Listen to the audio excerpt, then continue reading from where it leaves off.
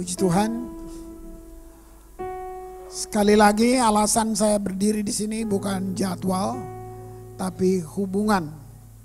Ya, saya membangun hubungan baik dengan gembala saudara, dan kita tentu akan saling kasih ingat lah. Kalau dia lihat yang gak benar sama saya juga dia mesti bilang. Sebab begini, saya ngomong seperti ini, saya 25 tahun mengembalakan di Ambon, ya ini tahun ke-25. Dan hebatkah? Enggak. Kenapa? Rasanya nanti saya berbagi buat saudara, tapi ini fakta hari ini bahwa dunia ini begitu cepat dengan dramatis perubahannya, secara dramatis dan terus berubah. Sementara gereja, saya kalau bilang ini saya tidak bilang saudara atau menghakimi, saya sedang bilang diri saya. Saya sedang bilang gereja yang saya pimpin juga, gitu. Tapi gereja seperti bikin apa ya? Gereja seperti sedang jalanin agendanya, sementara Tuhan juga punya agenda, gitu. Apa sih prophetic church? Kira-kira prophetic church itu apa? Prophetic people itu apa? Itu bukan orang yang berdiri di depan lalu bilang that says the Lord, gitu, bukan. Tapi saya baru tangkap, jadi saya bawa prophetic church atau prophetic people adalah waktu Tuhan mau bergerak, gereja ada di situ. Ada orangnya di situ. Nah, waktu saya ngerti ini, saya tahu bahwa apa yang mesti jadi concern saya sebagai mengaku hamba Tuhan, gereja dan lain-lain. Nah, orang Kristen coba berpikir tentang movement, pergerakan. Pergerakan bukan KKR di lapangan. Pergerakan bukan event, bikin malam praise and worship lah, apa, bukan. Saudara bisa tahu kondisi bangsa kita sendiri, saudara sedang tahu. Ya, saudara jangan buta. Nah, gereja banyak di Bandung ini, banyak gereja. Tapi apakah kota ini, masyarakat kota ini tahu nggak ada Tuhan di gereja? Ah, ini penting. Ada tahu nggak itu? Goncang nggak gitu ini kota? Ada Tuhan loh, gitu. Ah, ini. Jadi apa ya apa yang sedang salah di sini? Ini saya sedang bilang, saya 25 tahun di Ambon. Yang saya pikir apa yang saya bikin buat kota ini, kota saya di sana.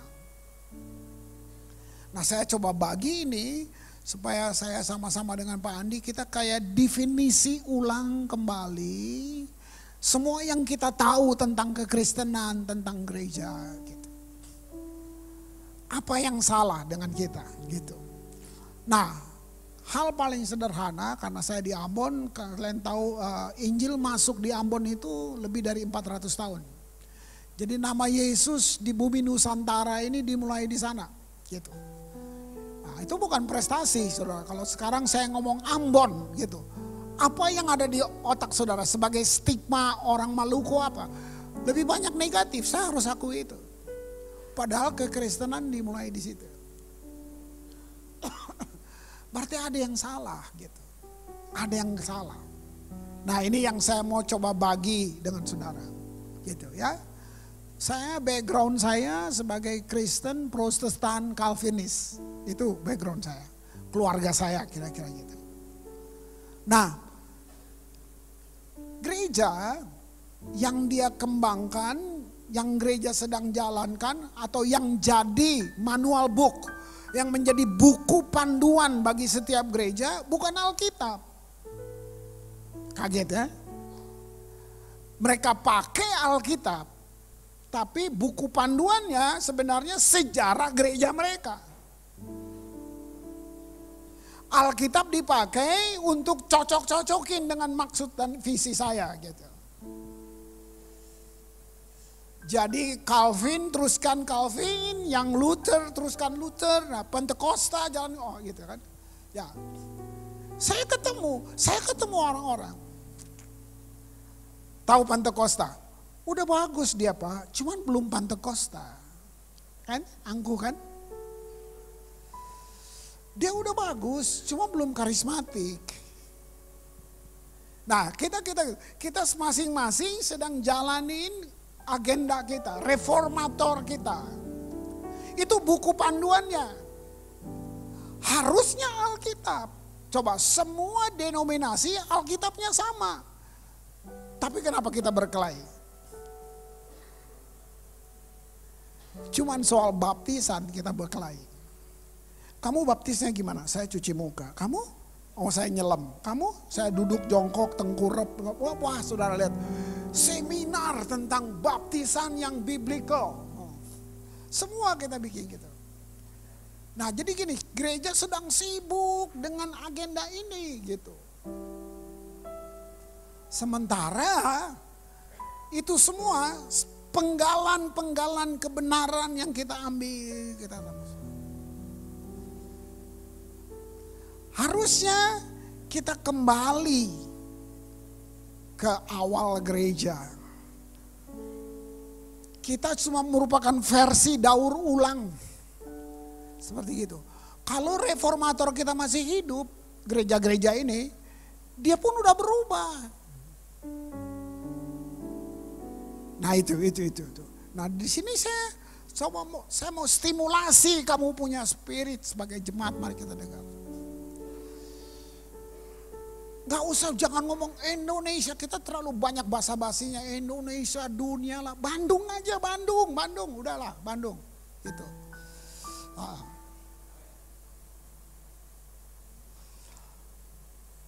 Saya berdoa di Ambon, bukan karena kami suka berdoa, enggak. Karena takut mati. Ya. Saudara, 99 sampai 2005 kota saya dibantai. Saya nonton orang mati tiap hari. Dari situ kita bangun menara doa. Bukan suka berdoa, enggak, takut mati. Takut mati. Nah, tapi Tuhan keren. Dari situ pelan-pelan kita diubah. Nah, teologi doa saya pun salah-salah.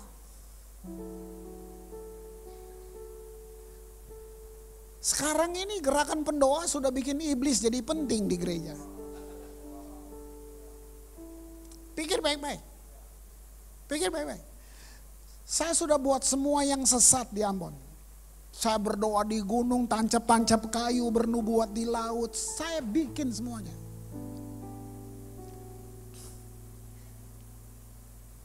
Pak, kenapa Ambon rusuh? Karena di gunung itu ada kuasa gelap, Pak. Nah, kamu dengar? Siapa yang lapor? Pendoa. Bapak mesti naik ke sana. Patahkan kuasanya. Oke? Gue naik tuh ke gunung. Siapa yang penting? Setan kan? Pendeta datengin setan. Penting banget tuh setan. Pendeta datengin. Kok mau lihat? Gue tengking segala macam. Berhenti gak kerusuhan? Enggak. Nah. Ini cacat teologi kita. Saudara ngerti gak? Jadi gak? Waktu gereja ajar doa, yang diajar bentuk. Bukan esensi. Berdoa adalah 3 hal. Oke? Nah, nanti kalau lu belum kayak gitu, lu rasanya belum berdoa. Saudara, semua makanya saya bilang, saya bikin semuanya. Sampai saya temukan, ya saya bilang ini, ada kesukaan dalam rumah doaku. Oh, gue belum dapat kesukaannya. Gue doanya masih takut. Orang turun dari menara doa, jalannya lesu. Tante kenapa? Habis doain Aceh. Kayaknya tanggung jawabnya berat banget. Nah kamu lihat, ini cacat. Mari share, sorry. Pendoa dengar baik-baik. Kita bilang kita stand in the gap. Kamu menghina Yesus. Perjanjian lama belum ada Yesus. Abraham stand in the gap. Tawar-menawar dengan Tuhan. Lu memang orang Bandung. Lu benar mengasihi Bandung. Lu cinta Bandung. Jangan jawab cepat. apalagi yang dari luar datang ke sini. Tuhan suruh saya buka gereja di Bandung, tanya dia, cinta gak Bandung? Atau cinta berkatnya? Oh jangan, kamu tahu gak, kita gak bisa stand in the gap. Yesus sudah stand in the gap 2000 tahun lalu. Nah itu semua saya perlu definisi kembali, dibenerin semuanya. Wow. Spiritual mapping, udah 20 tahun yang lalu saya pelajari itu. Ada nggak di Alkitab? Paulus di depan Dewi Artemus nggak pakai pendoa tuh. Tante Syul mana ya yang berdoa Tante Syul? Nggak ada. Pak Teddy yang berdoa, nggak ada pendoa. Nggak ada pemetaan rohani. Di depan Dewi Artemis, Paulus dia speak words, bam, rubuh patungnya. Geger tuh kota. Kita bikin apa? Paulus bilang, oh, tahu nggak terminologinya doa diterjemahkan doa sendiri definisinya gini, communicate. Oh, saya pikir doa itu bawa list sama Tuhan seluruh kebutuhan saya. Itu artinya lu nggak percaya. Nih, mau lihat doa, mencium wajah Tuhan. Itu pray, itu doa. Oh salah dong. Kita pikir doa itu kita memotivasi Tuhan. Tuhan. Wah. Nah, kamu lihat semua. Mari, makanya cacat. Bahkan dalam penyembahan kita berdoa yang salah. No. Kita gak bisa motivasi Tuhan dengan doa kita. Tuhan bilang gini, dia sudah tahu semua yang kamu butuhkan. Yang kamu perlu adalah percaya. Tapi kita datang, kita bawa list. Ini gereja buat. Wah, saya perlu buka kelas baru, rombak lagi, robah semua doa-doa kita. Karena kita doa cukup lama dan gak dijawab, berarti salah doanya. Kamu lihat itu? Nah, gereja seperti bergeser dalam mengayas, makanya Bandung gak dimenangkan. Enggak. Saudara kan ini bukan gereja pertama kamu kan? Kamu kan jadi bapak dan ibu mah hadir dulu di banyak gereja-gereja lain. Gak cocok sini sakit hati, sini sakit, baru pindah sini kan? Ngaku, udah gak gitu. Nah, coba lihat.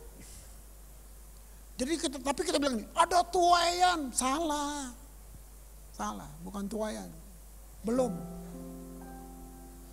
Nah, mari. Ini buat saya juga.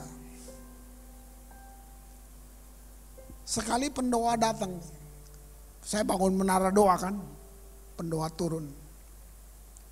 Pak Gembala, saya habis doain Bapak, oh terima kasih. Terus setan mau nyerang Bapak katanya, hah? Tadi lu ke atas ngomong sama siapa? Sama Tuhan. Kalau dengar setan? Nah, kalian pikir gak? Bayangin, orang habis naik di menara 2 jam. Ngobrol kan sama Tuhan. Turun nyari gembala, kan gak bercanda tuh. Terus bilang gini, setan mau nyerang. Kamu bayangin kalau saya percaya, seandainya saya percaya laporan itu, setan mau nyerang ya. Kan dia habis ngomong pulang. Nah gue nunggu kapan diserang. Lo bayangin. Saya di rumah mau tidur, ada pintu bunyi, setan. Kamu lihat, pendoa-pendoa ini bikin setan jadi penting. Loh, setan ada, tapi jangan bikin dia penting dong. Loh, ini kamu mesti tahu. Ada ibu yang tadinya sukacita di gereja jadi sedih. Kenapa sih? Tadi ada pendoa ke rumah saya, lalu ya habis doain rumah. Senang dong. Terus ya katanya ada setan 4. Hah? Nggak diusir? Udah Pak. Lalu mau balik lagi setannya. Kurang ajar tuh setan. Siapa yang doa? Itu si Pak ini, panggil. Kamu doain apa dia? Ya Pak, aduh banyak serangan di rumah. Ada berapa setannya? 4, salah ada 5. 4 Pak, 5. Kok tahu? Yang satu lo.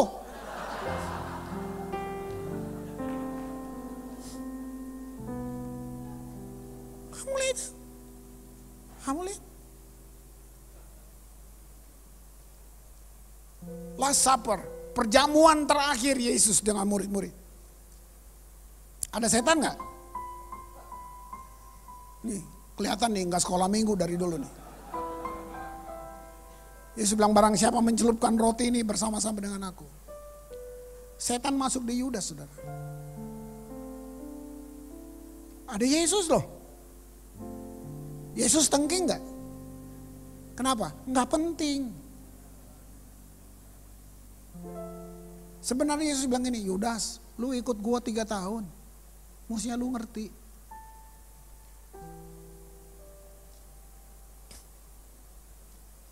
Kamu lihat? Saya di satu gereja penyembahan, saya lagi nikmati penyembahan, menikmati. Tato welnya. Aduh. Tapi kita lagi nyembah. Selesai kebaktian saya tanya, kamu pasti pendoa ya? Iya Om. Kok Om tahu? Tadi lu nyengking-nyengking Roro Kidul kayaknya deh. Serius saudara, saya kelihatannya saya mau kayak anak kecil. Kamu tahu Paulus bilang, singing in the spirit. Paulus gak suruh lu berdoa. Paulus gak suruh lu peperangan rohani. Singing in the spirit. Penyembahan gak bisa, jangan dibikin cacat. Jangan dibikin cacat. Nah kita baca ayat dulu. Supaya kelihatan rohani kita baca dulu. Kisah Rasul 15. Ayat 16 dan 17. Kemudian aku akan kembali dan membangun kembali pondok Daud yang telah roboh. Dan reruntuhannya akan kubangun kembali dan akan kuteguhkan. Ayat 17. Supaya semua orang lain mencari Tuhan. Ini dampak dari pondok Daud dibangun. Orang lainnya siapa? Segala bangsa yang tidak mengenal Allah. Kalau ada pondok Daud di sini, Bandung nih udah goncang. Tapi kita baru gambarnya pondok Daud, slogan-slogannya. Gereja udah kayak Koping Hong nih, kayak film silat. Wah, judulnya power ini, power begini, power begini. Biasa aja. Demonstrate God's power. Udah biasa aja. Nih, supaya semua bangsa yang tidak mengenal Allah. Bayangin, mereka cari Tuhan, terus yang kusebut milikku, demikian firman Tuhan. Itu artinya gini, kuat secara hukum. Firman Tuhan, bukan ketua sinode, bukan gembala sidang. Firman Tuhan yang melakukan semua. Siapa firman Tuhan? Firman itu Tuhan. Tuhan jadi firman. Itu. Sama lihat. Gereja punya Tuhan, bos. Mari saya lihat, kenapa ini lalu kenapa Anda jadi? Saya perlu bagi buat saudara. Gereja modern sedang ke Hollywood dan meninggalkan Holy Spirit.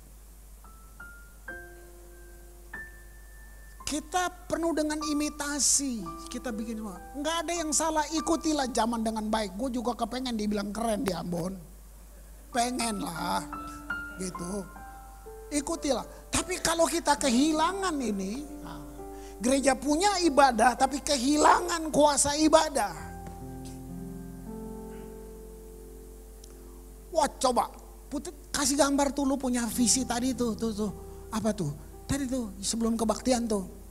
Logo kalian tadi tuh gereja ini. Coba kasih keluar dong. Kayak apa tuh tadi? We build, apa tuh? Culture. Nah, building our culture to become excellent. Look, aduh, kamu tahu culture. Kingdom culture. Culture dari kata cult. Cult. Apa cult? Sembahan. Jadi gini, penyembahan membangun budaya. Simple. Gereja yang bikin rumit. Gereja itu dimiliki oleh Tuhan. Gereja itu punya Tuhan. Karena punya Tuhan harus ada dua ciri yang menonjol dari gereja. Namanya worship, holiness. Cuman itu. Worship dan kekudusan. Satu-satu kita bahas. Ya, kudus dulu. Kudus apa tuh? Kudus tuh apa? Nggak keluar kamar, berdoa, nggak nonton TV, nggak baca majalah, di kamar aja gitu. Itu kudus? Setahun lu bikin gitu lu nggak jadi kudus, lu jadi kampungan.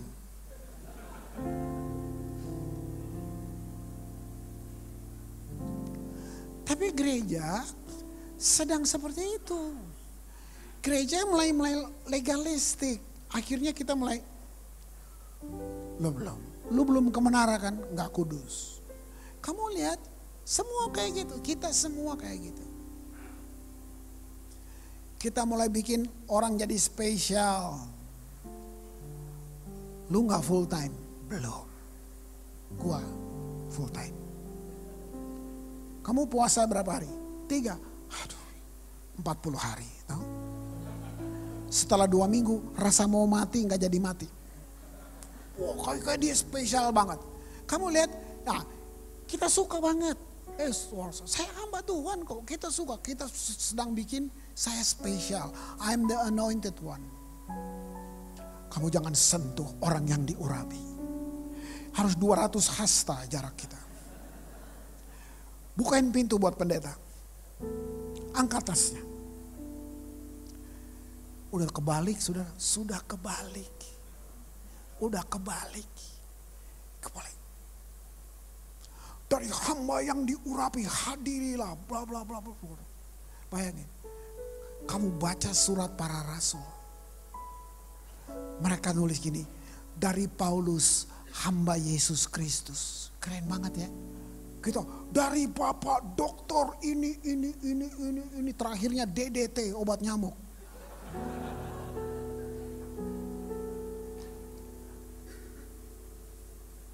Kamu dari Petrus, hamba Yesus Kristus. Coba kalau dia nulis dari Petrus yang pernah berjalan di atas air. Enggak pernah dia tulis gitu. Keren banget gak? Keren banget. Dari Paulus, murid terbaik Gamaliel.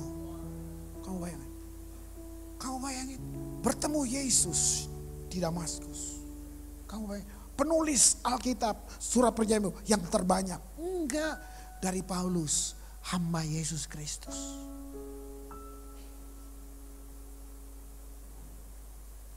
Ini dia, sorry. Ini.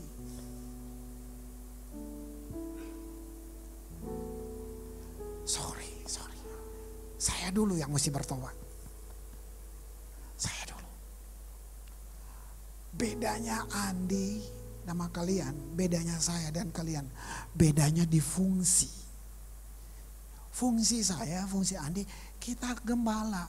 Kita perlu persiapan pengajaran buat saudara. Itu cuma fungsi. Tapi kamu punya mimbar lebih besar dari ini. Kamu punya mimbar di luar yang lebih besar dari ini. Kita semua hamba Tuhan. Kalau lu enggak hamba Tuhan, hamba siapa lu? Tapi pengajaran di gereja sedang bilang gini, lu warga kelas 2, gua nih hamba Tuhan. Kita sedang buat jemaat bergantung sama kita. Doain rumah cari hamba Tuhan. Lama-lama jerawat lu cari hamba Tuhan. Kamu lihat, padahal kita semua hamba Tuhan.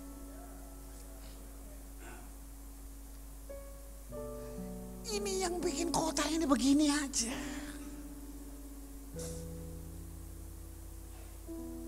Saya jelasin. Ada 3 dimensi sejak awal. Dimensi pertama itu perjanjian lama. Itu waktu Tuhan mau bicara dengan manusia, dia mesti pakai orang-orang pilihannya seperti para nabi. Jadi realitasnya tuh dari luar. Roh Allah datang ke dalam para nabi ini, baru para nabi ngomong sama manusia, sama orang-orang. Itu dimensi yang pertama. Ribuan tahun, bukan sebentar. Orang mesti tunggu. Bahkan raja yang berkuasa tidak bisa bertindak, tidak bisa mengambil keputusan kalau dia tidak datang ke nabi dan bertanya, Tuhan bilang apa buat saya?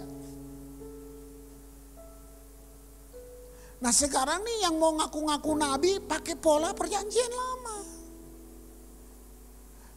Bangga banget dibilang gue nabi loh. Nabi perjanjian lama tuh mereka jadi alat peraga, saudara. Itu nabi perjanjian lama.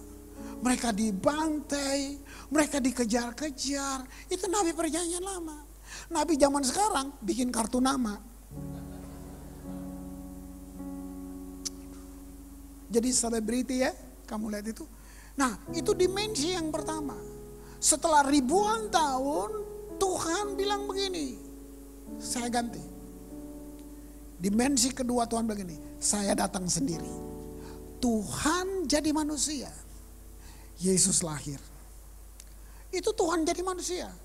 Tuhan dekat dengan manusia. Tuhan ngobrol sama manusia. Tuhan bicara dengan manusia. Tapi apa bedanya? Dia terbatas. Tuhan dibatasi oleh tubuh, oleh daging. Jadi dimensi kedua ini dimensi terbatas. Tuhan, tapi dia pakai tubuh manusia. Makanya kalau kamu mau ketemu Tuhan 2000 tahun yang lalu, lu mesti ke Israel.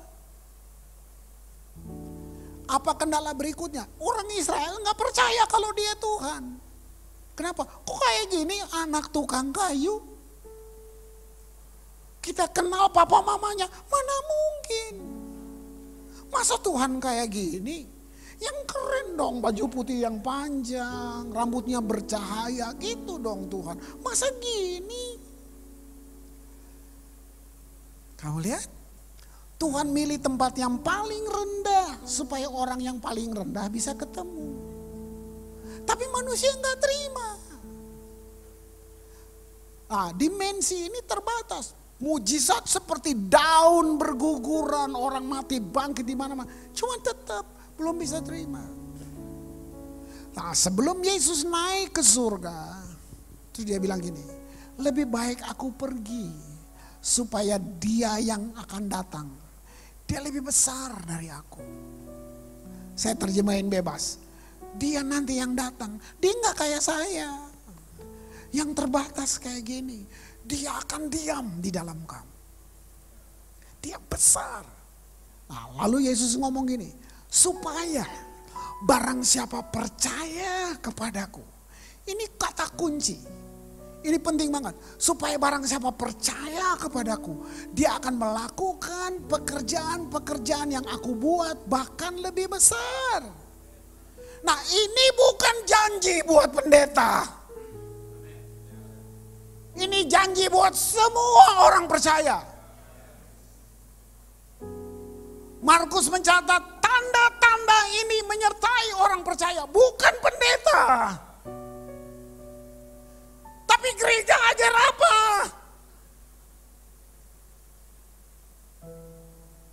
Semua saudara punya hak, itu janji, itu hak kamu untuk terima janji itu. Bangkitin orang mati, injak ular, racun maut gak mempan, semua kalajengking, semuanya kamu punya. Kita sudah rubah metodologinya.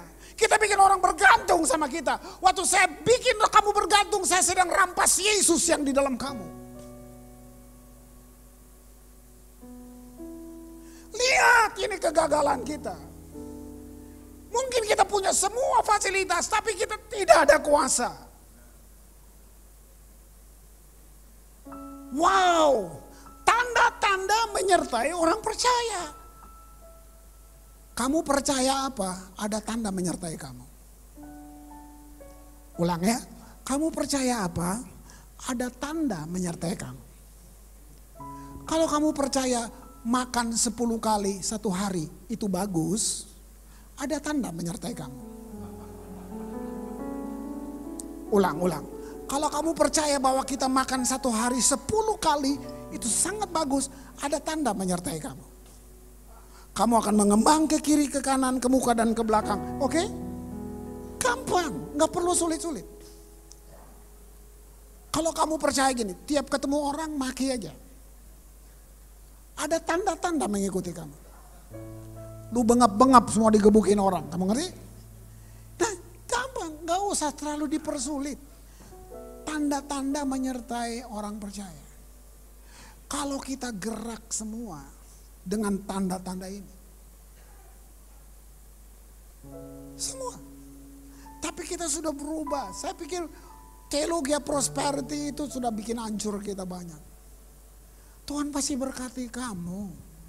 Tapi kita sudah bikin satu modul yang Tuhan kayak kasino. Ibu tabur deh, nanti tuai 100 kali. Tabur dong. Kan kamu pikir kita sudah seperti gitu? Ruko kebakar yang pendeta tanya, perpuluhannya beres. Kita jahat ya. Kita turunin Tuhan sederajat dengan bos mafia gitu. Lu pikir dia bos mafia kalau lu nggak bayar uang keamanan gue bakar lu punya toko gitu. Tapi itu kan yang kita bikin kan. Kita ditakut-takutin. Saya mau bilang witchcraft. Pengajaran itu. Uang gak ada urusan dengan keselamatan. Saya gak bohong, saya ngomong ini, dengar saya bilang. Saya kerusuhan, kota saya dari 99 sampai 2005, oke? Tiap hari orang mati. Gara-gara kerusuhan, saya mau teriak duit, gila, keluarganya mati, rumah dibakar. Saya stop persembahan perpuluhan, misi, diakonia, semua saya stop. Lu ke Ambon biar lu lihat kalau nggak percaya. Susahkah saya? Sampai hari ini perpuluhan tetap masuk, semua tetap masuk. Jadi saya ngajar uang, tapi saya nggak minta. Orang harus beri karena ngerti, bukan karena diancam.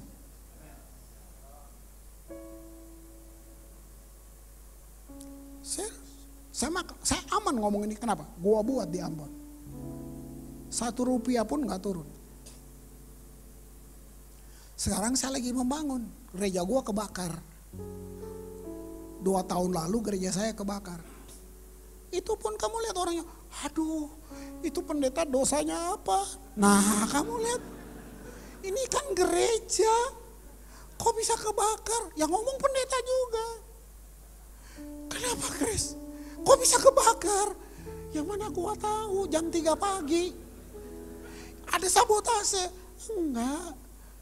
Sampai saya matiin saya punya HP karena semua nanya kenapa? Kok bisa? Begitu.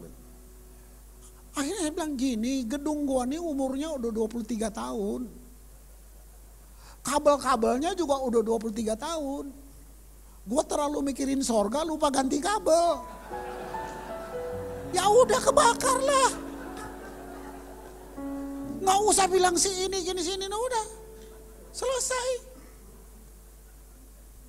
Yang paling bagus teman gua datang, dia telepon. Kebakar Chris gereja lu? Ya. Kata orang Cina sih kalau habis kebakar lu mau kaya. Ah ini bagus, gua suka. Daripada lu bilang Tuhan marah gini, dosa apa? Kurang ajar lo. Oh ya. Nah sekarang saya bangun baru, lebih gede. 43 M, nggak pakai kolektor, nggak ada kolektor khusus, umumin, ngerti, kasih. Nanti kalau nggak jadi, katanya rumah Tuhan, suruh Tuhan mikir dong masa gua.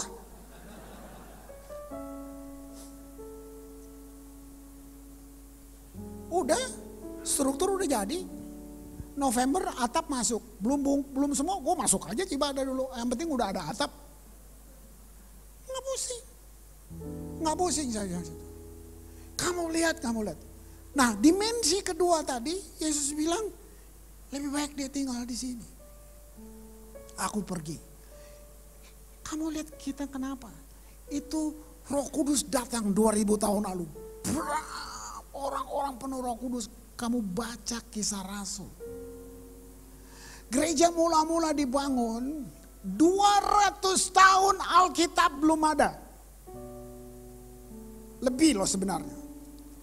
Gereja di Kisah Rasul dibangun 200 tahun lebih, Alkitab tidak punya. Tapi mereka begitu kenal Tuhan tanpa bantuan media, tanpa bantuan semuanya. Penuh kuasa. Kita semua punya library, kita punya Alkitab, kita punya semuanya. Nggak ada yang terjadi. Kita punya dana, semua kita boleh punya.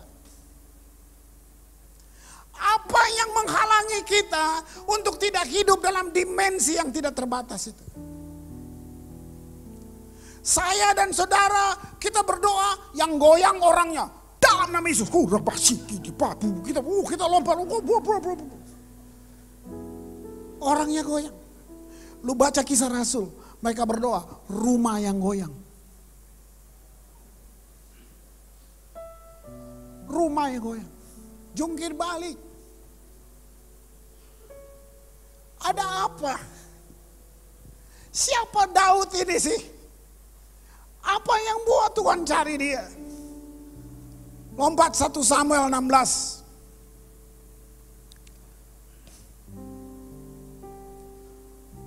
Ayat 1. Wow. Berfirmanlah Tuhan kepada Samuel, berapa lama lagi engkau berduka cita karena Saul? Bukankah ia telah kutolak sebagai raja atas Israel? Isilah tabung tandukmu dengan minyak dan pergilah, aku mengutus engkau kepada Isai orang Bethlehem. Sebab di sana di antara anak-anaknya telah kupilih seorang raja bagiku. Udah sampai di situ. Tangkap prophetic message atau pesan nubuat dari dalam ini. Ini bukan tentang Saul dan Daud. Gini nih, perpikiran yang cacat tuh gini. Kesannya rohani ya. Tuhan tuh udah tahu Saul tuh bakal jahat, makanya dia siapin Daud. Itu bukan Tuhan, itu pendeta yang kayak gitu. Tuhan gak iseng-iseng. Tuhan gak coba-coba. Kalau Saul tidak keliru, tidak buat salah, gak perlu ada Daud. Saya tidak percaya Tuhan bukan gitu. Saul menyimpang dari semua yang Tuhan ingin.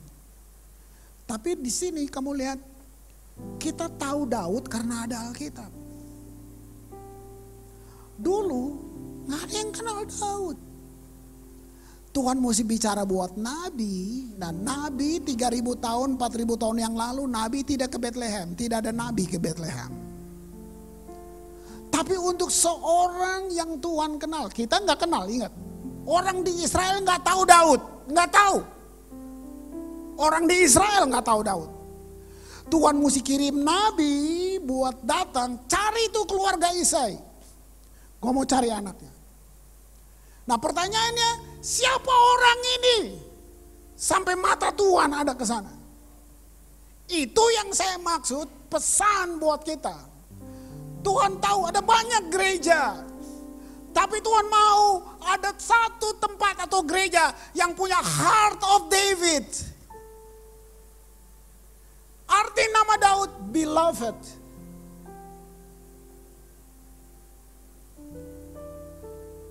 Ada apa dengan dia? Saya sudah baca lebih dari 20 buku Daud, semua saya sudah baca. Saya sudah bedah literatur Daud, sudah banyak. Orang yang biasa tertolak di rumahnya. Orang yang tidak memenuhi syarat untuk segalanya. adalah kebanggaan setiap laki-laki Ibrani kalau dia bisa jadi tentara. Daud tidak memenuhi syarat. Kabar baik buat kalian semua, kalau Tuhan mau pakai kamu, dia nggak perlu riwayat hidupmu. Dia nggak butuh CV kamu. Anak gembala miskin di Bethlehem. Dari semua yang saya baca, ini kesimpulan saya. Orang ini jatuh sesering dia berdiri. Tapi ada 3 orang di Alkitab yang dapat sertifikat dari sorga berkenan kepada Allah. 2 di perjanjian lama, 1 di perjanjian baru. Di perjanjian baru Yesus, di perjanjian lama Henok dan David. Kamu lihat, itu Tuhan. Dia nggak butuh kamu punya riwayat, dia nggak butuh. Tapi bisa nggak Tuhan temukan di gereja ini Heart of David? Apa yang dia buat yang orang lain nggak lihat? Satu keluarga duduk, habis breakfast sama-sama. Kakak-kakaknya badannya memenuhi syarat untuk jadi tentara. Semua kakak-kakaknya Daud jadi tentara. Mereka pakai baju tentara, Daud cuma lihat. Aduh kerennya, gua gak bisa. Mereka berangkat ke markas besar angkatan bersenjata, Daud ke hutan. Abangnya bilang, urus kambing, oke? Berapa banyak kambingnya Daud? Samuel menulis 2-3 ekor. Bukan 3.000. 2-3. Kalau 3.000 abangnya yang ambil. Itu big business tuh. 2-3 ekor. Daud urus. Salah satu penafsir di literaturnya bilang gini. Apakah Daud benar-benar anak asli atau anak adopsi? Dari Mazmur yang bilang begini, sekalipun ayah dan ibuku meninggalkan aku. Jadi ini orang parah banget. Nah, kabar baik buat saudara. Kalau saudara bilang nih Pak, saya mau melayani Tuhan, tapi saya doa aja gak bisa. Kamu memenuhi syarat dipakai Tuhan. Kamu memenuhi syarat banget. Pak, saya gak bisa ngomong Pak, kamu paling memenuhi syarat.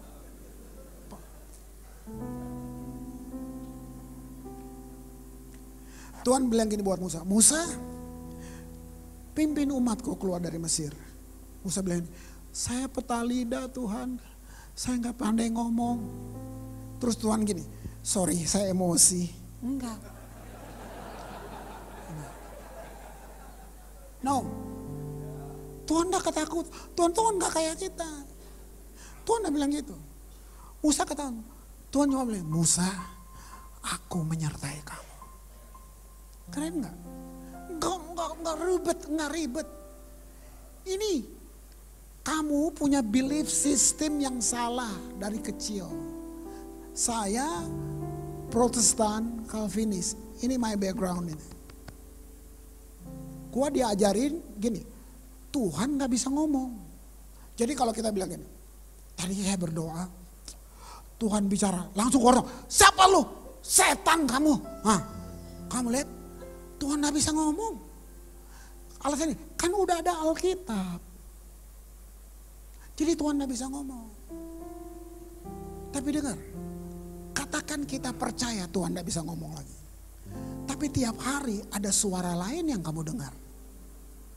Oke, Tuhan gak ngomong, betul, udah ada Alkitab ya, oke. Tapi tiap hari kamu dengar suara lain. Di meja kerjamu, di bangku kuliahmu, di kamar tidurmu, di kamar mandi. Kamu dengar suara lain. Cara kamu memilih, kamu ambil keputusan, kamu dengar suara lain. Bayangin, itu belief system. Untuk dengar suara setan, gak perlu bikin kelas khusus caranya mendengar suara setan. Gak usah. Lu buang duit di sini, semua dengar, ambil.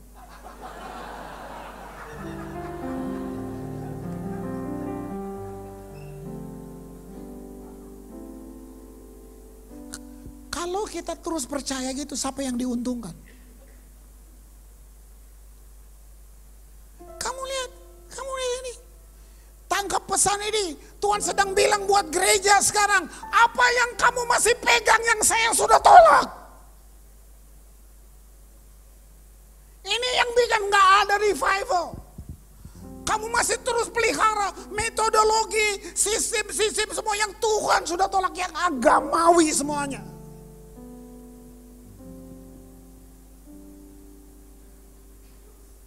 Kamu lihat, waduh. Semua seperti itu. Wow, apa sih si Daud ini? Dia pergi ke hutan dengan kambing yang 2-3 ekor. Bawa kecapi. Nyanyi-nyanyi, yang lihat pohon. Gak ada orang. Datang serigala, datang singa, ambil mau makan kambingnya. Dia bunuh serigala. Dia bunuh singa, yang mau cuma 2-3 ekor. Singa ganggu, dia kejar, dia bunuh. Kalau gua Daud, kambing gua 3, singa datang. Nih lu ambil cepat-cepat, ambil.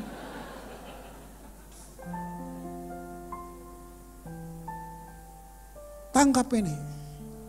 Bagi Daud, tanggung jawab lebih penting dari promosi.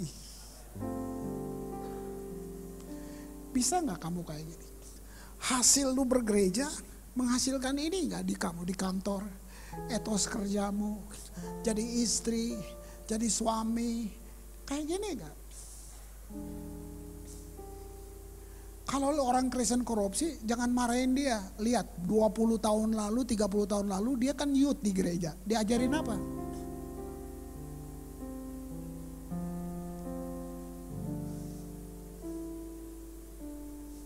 Ini dia. Bagi Daud, tanggung jawab lebih penting dari promosi. Gak ada yang lihat. Dia cuma berpikir, saya anak gembala miskin di Bethlehem. Tuhan kirim nabi untuk datang dan bilang, there is a king inside of you.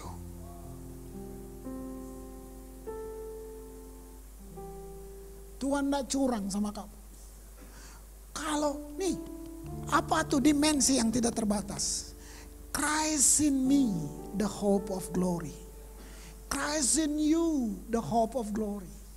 Kamu sedang berpikir, aduh gue cuma jualan sayur, gue cuma dagang siomay, dia dong properti. Lu pikir kaya karena harus bisnis properti? Iya. Tapi lihat, itu logika, itu intelekmu yang bilang. Alkitab bilang ini, berkat Tuhanlah yang menjadikan kaya. Susah payah tidak menambahinya. Tunggu dulu, jangan lata. Jadi gini, berkat dulu baru kaya. Kaya akibat dari kamu hidup dalam berkat.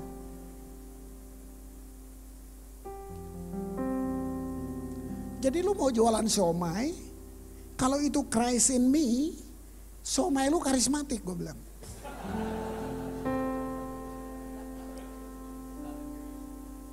Lu gak mau percaya. Ini dia. Apa yang Daud bangun? Tadi pemulihan Pondok Daun. Kita ngaku-ngaku kami yang bawa pemulihan Pondok Daun. Udahlah, berhentilah. Kalau nggak mampu buktiin, berhenti. Daud menyadari dia anak miskin. Tuhan ambil dia jadi raja. Wow. Kamu tahu, ini paling aneh dalam sejarah bangsa. Ada tabernakel Musa sedang berlangsung. Dan Daud bikin tabernakel satu lagi yang dibilang Tabernacle of David. Nah, masalahnya Tuhan tidak suruh Daud buat tabernakel. Makanya para teolog menulis, kenapa Daud tidak mati? Karena Tuhan tidak suruh. Ini yang keren, saudara. Tangkap prinsip. Daud sedang bangun satu kualitas, ini perjanjian lama padahal. Satu kualitas hubungan dengan Tuhan. Makanya dia bikin, cuman kayak tenda pramuka, lalu ada tabut perjanjian.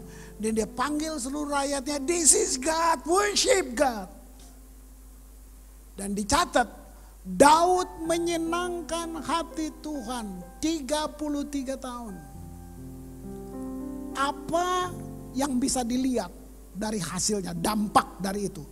Saudara tahu, 14.000 penyanyi dilantik, semua dilatih, mereka disuruh worship God 33 tahun. Israel menjadi bangsa yang dipimpin oleh penyembahan. Kultur tadi, kultur, membangun budaya. Israel menjadi bangsa penyembah.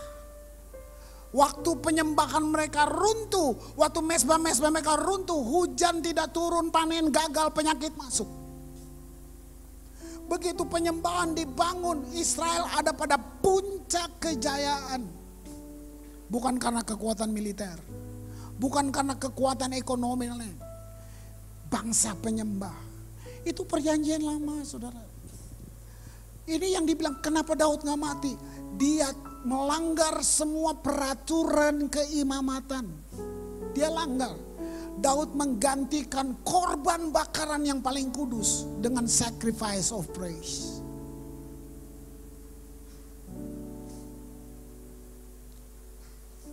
Yang kita bilang pujian, sebenarnya kita belum memuji, kita menyanyi. Saya di Ambon, saudara. Saya ketipu 7 tahun. Karena orang Ambon nyanyinya bagus. 1 tingkat di bawah malaikat. Tapi saya ketipu. Saya ketipu. Waktu saya ngerti ini, saya berubah.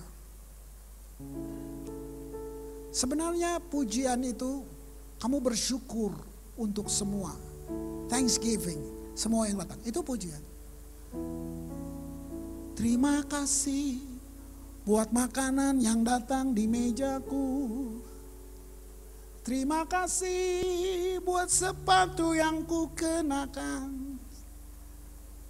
Terima kasih buat rumah yang ku tempatkan. Aku memujimu. Itu pujian. Apa penyembahan? Sekalipun belum ada ya makanan yang datang di mejaku. Sekalipun pohon ara tidak berbuah. Penyembahan bicara sekalipun. Jadi Kristen sekalipun. Itu worship. Oke? Mari para worshiper, mari naik. Mau gak kamu menjadi satu-satunya David? Mau gak kamu menjadi orang? Aduh. Lihat saya. Kamu baca Alkitab 2 jam 1 hari. Tuhan gak tambah sayang. Ya. Kamu menyembah Tuhan 2 jam tiap hari. Tuhan gak tambah sayang. Kenapa? Dia sudah sayang kamu. Beda. Ini belief system yang saya mau. Jadi kalau kamu baca Alkitab 2 jam, itu artinya ini, lu yang tambah sayang Tuhan. Tuhan gak bisa ambil kasihnya. Tuhan bukan memiliki kasih, dia adalah kasih. Jadi kalau karena kamu berdosa, terus Tuhan gak mengasihi kamu, artinya dia berhenti jadi Tuhan. Belief system. Waktu kamu berdosa, kamu sengaja buat dosa, kamu yang berhenti mengasihi dia. Tuhan gak bisa berhenti mengasihi kamu.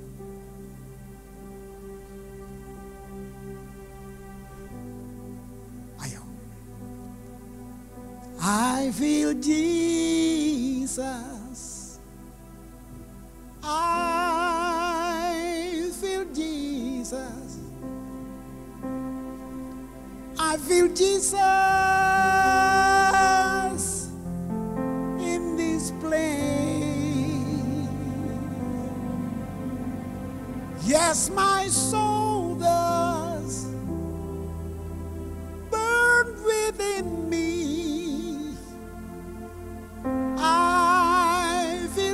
Jesus in this place. I feel Jesus. I feel Jesus. I feel Jesus in this place. Yes, my soul does burn within me. I feel Jesus in this place. To worship you I live. To worship you I live. I live to worship you.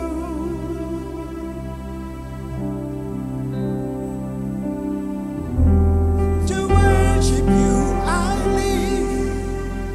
To worship you I live. I live to worship you.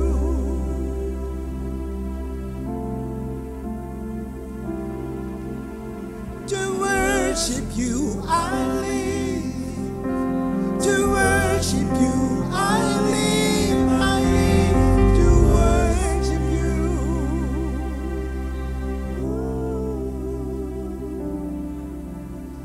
To worship you I live. To worship you I live. I live to worship you.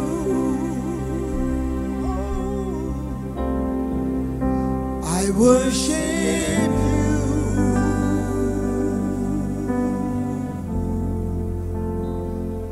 I worship you.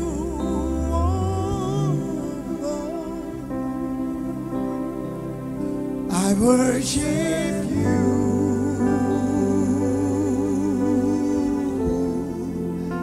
Jesus. Lihat saya, lihat saya. Tuhan bisa buat apa saja semau dia. Dia ngomong jadi. Tuhan bisa buat apa saja. Satu yang dia nggak bisa buat. Dia nggak bisa menyembah dirinya. Waktu kamu menyembah, kamu sedang buat yang Yesus nggak bisa buat. Itu nilai penyembahan. Ada satu aktivitas berlangsung dalam kekekalan, bukan khotbah. Worship.